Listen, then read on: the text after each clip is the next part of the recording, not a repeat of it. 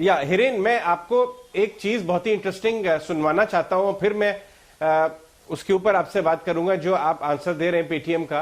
कल शाम को एक बहुत ही इंटरेस्टिंग चैट हो रही थी विजय शेखर शर्मा की सिकोआ के राजन आनंदन के साथ, और वहां पे उन्होंने अपनी जो बिजनेस के सेगमेंट्स हैं, स्पेशली लेंडिंग, उसमें प्रॉफिटेबिलिटी की बात की है। मैं आपको वो 1.5 मिनट की बाइट है वो सुनवाना चाहूंगा, उसके बाद हम बात करेंगे। डायरेक्टर साहब उस बाइट को प्ले करिए please. The interesting thing is that, Rajan, while what happened to IPO is still a question, but I just want to tell you that globally, we probably went in at a time when QE, free money, and many other parameters brought a little bit of spook out of the market in terms of pricing. And if you take, Rajan, South American companies they are 70+% down, 70+% down. Payment is a revenue line item which is growing and massively growing. This quarter, we are talking about in the range of $100 million revenue from payments, which is like a sizable revenue.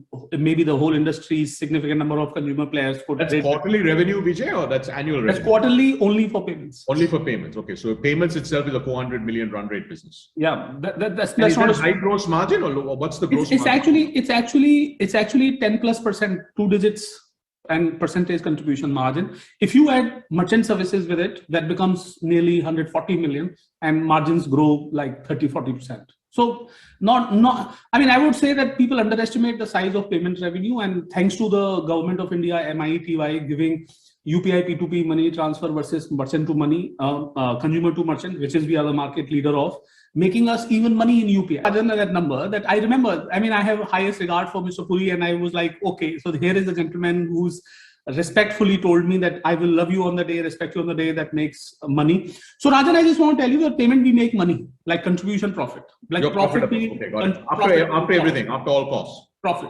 Okay. It's profit. Right. So that's like, I'm surprised that people don't know this in this country, but we make profit, so it is. Now, by the way, they're probably surprised because you don't tell them, no? Did you disclose that? Have you Yeah, we've disclosed these things. There are contribution margins publicly disclosed out there. And considering that there is no business independently created, so we don't have EBITDA written like that. We have a consolidated EBITDA, but contribution margins, we are talking very publicly about those. So these numbers are publicly disclosed incidentally.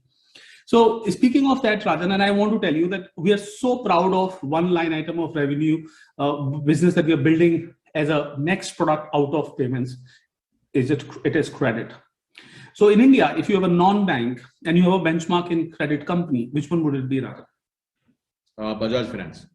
Love it. 30+ years, 32 years. Yeah. Paytm does more loans than Bajaj in less than 3 years. Hiren, आपने सुना शर्मा जी बोल रहे हैं कि वो already Bajaj finance से ज्यादा loan कर रहे हैं ना। बजाज फाइनेंस की तरफ से कभी कोई इस तरह का कमेंट आया नहीं है, लेकिन उन्होंने ये बात क्वेश्चन की थी कि show me a startup which has got a $1 billion balance sheet. आपने बजाज फाइनेंस में 1800 का लो भी देखा, 10,000 का लेवल भी देखा। वो आप बहुत लंबा टाइम पे स्टडी किए बजाज फाइनेंस का मॉडल। कैसे कंपेयर करते हैं आप इस सिचुएशन को, जहां पे पेटीएम अपने आप को कंपेयर करिए बजाज फाइनेंस से और उनसे बेटर लोन करने की बात कर रही है, लेकिन बजाज फाइनेंस एक बहुत ही शानदार डायरेक्शन ले रहा है अब बजाज पे के डायरेक्शन में? नहीं, देखिए, ऐसा है कि बजाज फाइनेंस जो है वो जो लोन्स देता है उसमें जो वो मुनाफा कमाता है वो पेटीएम से कहीं ज्यादा है। दो you cannot directly compare them, क्योंकि पेटीएम का जो टिकट साइज है वो काफी छोटा है, विच इज फाइन, क्योंकि वो पेटीएम का बिजनेस मॉडल है और मुझे लग रहा है कि पेटीएम उस बिजनेस मॉडल में काफी अच्छा काम करेगा, कोई उसमें इश्यू नहीं है। लेकिन एक ही प्रॉब्लम है कि जब भी आप छोटे लोन करते हो और वो लोन रीपे जल्दी हो जाती है, उसमें आपका मार्जिन जो है वो अच्छा मुनाफा कमाने के लिए आपको बहुत बड़ा वॉल्यूम करना पड़ता है। तो ये वॉल्यूम वर्सेस प्राइस की का इक्वेशन है। बजाज फाइनेंस हर एक कस्टमर को उसका जो क्रॉस सेल रेशियो जो बोलते हैं, हर एक कस्टमर को 2.5 प्रोडक्ट अपना बेच पाता है और उस पे जो वो मुनाफा कमाता है वो बहुत ही हाई है। बजाज फाइनेंस अगर अपने धंधे में 100 रुपया लगाता है तो 20-22 रुपया कमाता है, जो बोलते हैं रिटर्न ऑन इक्विटी। आज के दिन पेटीएम नेट प्रॉफिट लेवल भी नहीं पहुंचा है, रिटर्न ऑन इक्विटी की तो दूर की बात है। हाँ, उसे अभी एक अपना लेंडिंग बिजनेस खड़ा करना है। मुझे लग रहा है कि वो लेंडिंग बिजनेस वो खड़ा कर सकता है, लेकिन वो स्मॉल टिकट ही कर पाएंगे, डिजिटली करेंगे, विच इज गुड। वहां पे डिमांड बहुत है इंडिया में।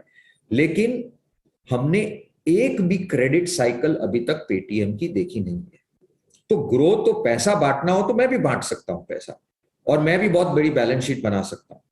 तो मैं ये नहीं बोल रहा हूं कि पेटीएम नहीं कर पाएगा, लेकिन पेटीएम को पहले एक साइकिल डेमोन्स्ट्रेट करना पड़ेगा। थोड़े समय के लिए एक डेमोन्स्ट्रेशन देना पड़ेगा इन्वेस्टर को कि हाँ, मैं बहुत सारे लोन दे सकता हूं, मैं उस पर मुनाफा कमा सकता हूं, और लोन देने के बाद वो पैसा मैं कलेक्ट भी कर सकता हूं। तो पहले वो तो मार्केट को कन्विंस करें कि ये कर पा रहे हैं कि नहीं, पॉइंट नंबर 1। सेकेंडली, ये मैं जरूर कहूंगा कि पेमेंट्स में पेटीएम ने बहुत अच्छा काम किया है। In fact it is almost like a synonymous in payments. लेकिन पेमेंट्स में क्या हो रहा है, वो बोल रहे हैं कि हम मुनाफा कमा रहे हैं, मुझे नहीं मालूम, मुझे देखना पड़ेगा। लेकिन पेमेंट्स में पैसा बनाना मुश्किल है, क्योंकि आज के दिन गवर्नमेंट ने यूपीआई आने से, यूपीआई फ्री है। अगर किसी दिन आरबीआई ने यूपीआई पे एमडीआर अलाउ किया तो पेमेंट्स बिजनेस जरूर प्रॉफिटेबल हो सकता है। तो मुझे लग रहा है कि ये जो पेटीएम जो काम कर रहे हैं काफी अच्छा कर रहे हैं, काफी 2, 3, 4, 5 चीज एक साथ करने की कोशिश कर रहे हैं। उन्होंने पेटीएम मॉल भी बनाया, उनको ई कॉमर्स भी करना है, उनको लेंडिंग भी करना है, उनको पेमेंट्स भी करना है। लेकिन आई थिंक इन्वेस्टर्स को एक चीज पता है कि पेमेंट्स में पैसा है नहीं हाल तुरंत, अगर वो रेगुलेशन चेंज होता है तो we will have to see. Secondly, उनको भी अगर कमाना है इस बिजनेस में तो लेंडिंग बिजनेस करना पड़ेगा, और लेंडिंग बिजनेस में अभी तक उन्होंने साइकिल्स देखे नहीं है। जो बजाज ने 3-4 साइकिल देख के इन्वेस्टर्स को कन्विंस किया है कि मैं ये प्रॉफिटेबली कर सकता हूं और मैं उसमें मुनाफा कमा सकता हूं। तो जब वो कमाएंगे और अगर ऐसा वो एक डेमोन्स्ट्रेट करेंगे तो मार्केट उन्हें भी वैल्यूएशन देगा, क्यों नहीं देगा।